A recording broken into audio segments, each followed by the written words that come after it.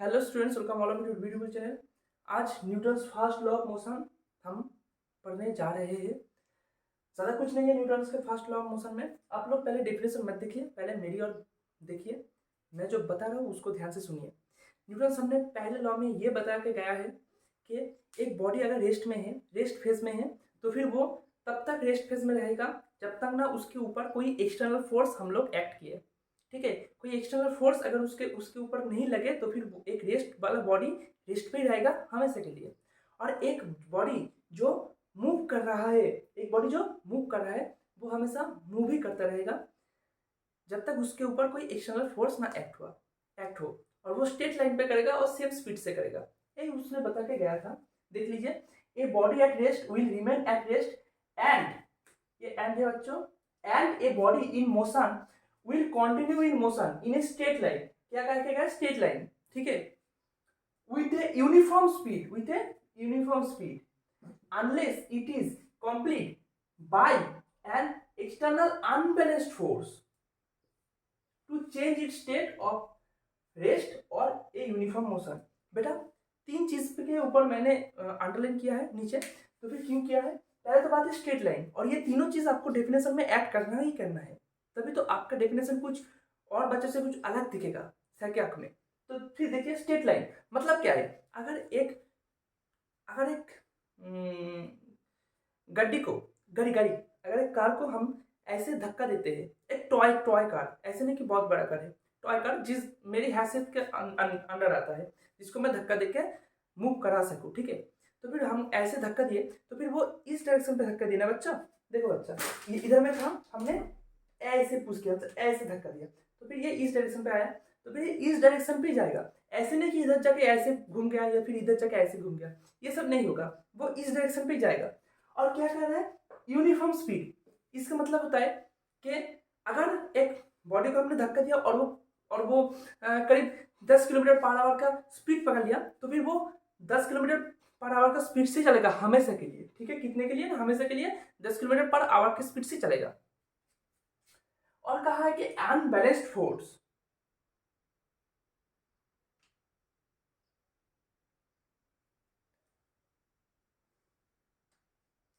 रात की 3:30 बजे हुआ है अभी। ठीक है, तो इसीलिए मैंने थोड़ा रुक गया, क्योंकि कभी कभी छोड़। अनबैलेंस्ड फोर्स क्यों बताया गया है? क्यों क्यों नहीं बैलेंस फोर्स के बारे में बताया? तो फिर देख लीजिए, बैलेंस फोर्स का मतलब क्या होता है। एक बॉडी है, उसके ऊपर बैलेंस फोर्स का मतलब क्या है ना, इस डायरेक्शन पे जितना फोर्स है इस डायरेक्शन पे भी सेम फोर्स है, तो फिर नेट रिजल्टेंट जो होगा 0 हो जाएगा, मतलब बॉडी रेस्ट पे रह जाएगा। ठीक है, तो फिर अनबैलेंस्ड फोर्स उसने इसलिए बताया है कि एक बॉडी को मूव कराने के लिए एक अनबैलेंस्ड फोर्स ही लगता है। मूव एक बॉडी को, एक रेस्ट वाली बॉडी को मूव करने के लिए बैलेंस्ड फोर्स का कोई काम नहीं है, एक अनबैलेंस्ड फोर्स ही उसके ऊपर अप्लाई करना पड़ता है। तो उसने अनबैलेंस्ड फोर्स का कहा है। Unbalanced force to change state. State का मतलब क्या है? अगर एक बॉडी रेस्ट में है तो फिर उसको मूव करना है, तो रेस्ट में जो बॉडी है उसका उसका स्टेट है रेस्ट वाला। ठीक है, और जो बॉडी मूव कर रहा है उसका स्टेट है मूविंग, मतलब कोई ऑब्जेक्ट मूव कर रहा है। स्टेट और ऑफ रेस्ट, और ये बच्चा आर है, और ऑफ यूनिफॉर्म मोशन, मतलब यूनिफॉर्म मोशन का मतलब यही हो गया, यूनिफॉर्म मोशन सेम स्पीड से जाएगा। ठीक है, अब दो एग्जांपल के मदद से हम जान लेते हैं क्या है ना। एक ग्राउंड पे एक फुटबॉल रखा हुआ है, जो कि है एक ग्राउंड पे है, और वहां पे आप जाके किक नहीं करते हो, तो फिर क्या होगा बच्चा? देखो, एक बॉल रखा हुआ है, तो अगर किक नहीं करते हो, आप नहीं करते हो, आपके दोस्त नहीं करते, या फिर कोई भी एक्सटर्नल फोर्स आप उसके ऊपर एक्ट नहीं करते, तो फिर वो रेस्ट में रहे ना, तो वो भी रेस्ट में ही रह जाएगा। अगर आप 10 साल के बाद आके देखो ना, वो वहां पे रेस्ट पे रहेगा अगर उसके ऊपर कोई एक्सटर्नल फोर्स ना एक्ट हो। मतलब ये अगर अगर ये पेन मैंने यहाँ पे रख दिया ना, हाथ नहीं हटाओ, ये पेन नहीं हटाओ, ऐसे ही खड़ा रहूं, तो फिर ये हमेशा के लिए ऐसे ही रह जाएगा। और एक गाड़ी का, एक कार को लेके भी समझ लीजिए मूविंग ऑब्जेक्ट की और में, कि एक कार एक रोड से जा रहा है, एक ही डायरेक्शन पे जा रहा है और सेम यूनिफॉर्म स्पीड से जा रहा है। क्यों जा रहा है मैंने बता दिया था कि डायरेक्शन भी नहीं चेंज होगा और स्पीड भी नहीं एक्सेलरेट होगा या फिर डिक्रीज नहीं होगा। ठीक है, जा रहा है।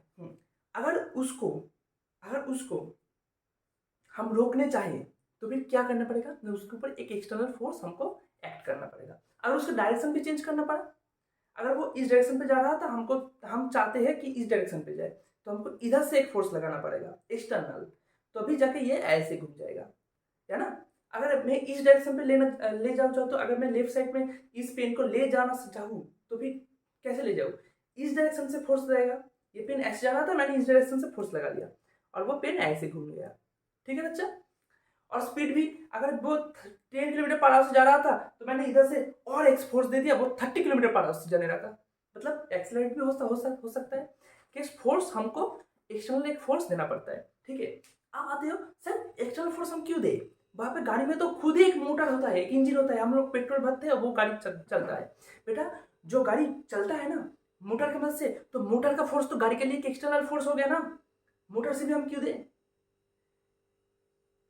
अब सुनो, हम मोटर से क्यों दें, क्योंकि हम जब ये बात कर रहे हैं तो हमने मान लिया है कि सारे फोर्स नेग्लिजिबल है, मतलब उसके ऊपर कोई भी फोर्स नहीं एक्ट कर रहा है, तभी एक गाड़ी एक बार धक्का देने पे जितना फोर्स पकड़ लेता है, जिस डायरेक्शन पकड़ लेता है, वो उसी डायरेक्शन पे हमेशा के लिए चलता रहेगा, उस सेम स्पीड से, मतलब यूनिफॉर्म स्पीड से।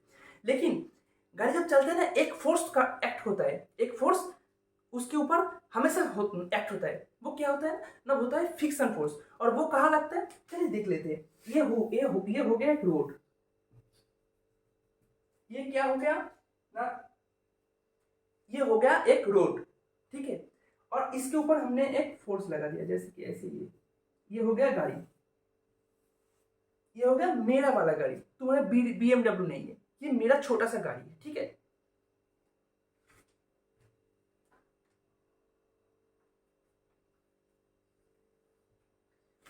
ये है मेरा एक गाड़ी, तो फिर यहाँ पे एक फ्रिक्शन फोर्स भी एक्ट होता है। वो फ्रिक्शन फोर्स कहाँ एक्ट होता है ना, इधर में होता है, इधर में।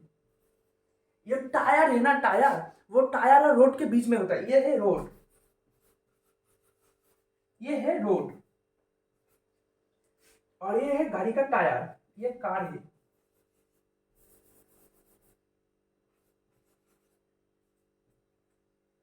ये है कार, और ये जो टायर है, टायर मतलब जो गाड़ी का जो पहिया होता है, टायर टायर टायर, उसके और रोड के बीच में एक फ्रिक्शन फोर्स काम कर रहा है। क्या कर रहा है ना, फ्रिक्शन फोर्स।